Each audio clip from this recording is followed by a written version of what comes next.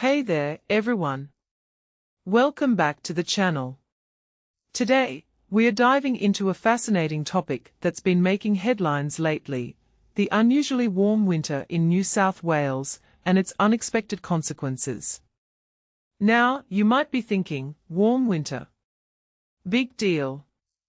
But trust me, this isn't your typical weather story. It's got some pretty cool, and a bit concerning, implications. So, let's get into it. First off, imagine waking up to a winter landscape that feels more like spring. That's exactly what's happening in NSW. The state is experiencing an early bloom of canola crops, which is a big deal for the agriculture industry. You see, these crops are blooming a whole month ahead of schedule, and that's not all. The weather has also influenced the behavior of our feathered friends, specifically magpies. You might have heard about the early swooping season, where these birds are getting aggressive way sooner than usual. It's like they are saying, hey, we are ready for spring, too. But why is this happening? Well, it all comes down to temperature. The Bureau of Meteorology has confirmed that this winter has been unusually warm, with record-breaking temperatures in June. Senior climatologist Hugh McDowell tells us that these are some of the warmest winters we've seen in recent times. But here's the thing, these temperatures are still going to be some of the coolest we see this century. So, it's a bit of a paradox, right? But what does this mean for the environment and our daily lives? Let's talk about the impact on wildlife. Magpie behavior is changing because they are breeding earlier due to warmer temperatures.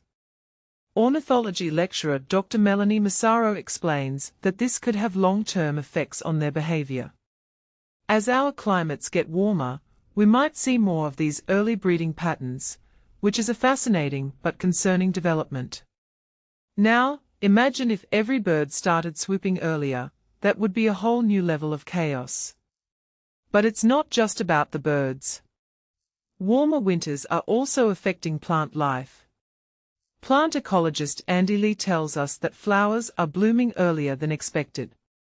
This early flowering can be beneficial, but it also comes with risks. For example, in Canberra, if things bloom too early and then there's a snap frost, it could be disastrous for the crops. So, it's a delicate balance. Now, let's zoom out and look at the bigger picture. Climate change and El Niño are stacking the odds in favor of warmer, drier winters. Meteorologist and climate counselor Andrew Watkins calls it a sprinter, a combination of winter and spring. This trend towards warmer winters is not just affecting NSW, it's a broader pattern. And it's not just about the weather, it's about the impact on ecosystems and industries. For instance, the state's alpine regions are suffering.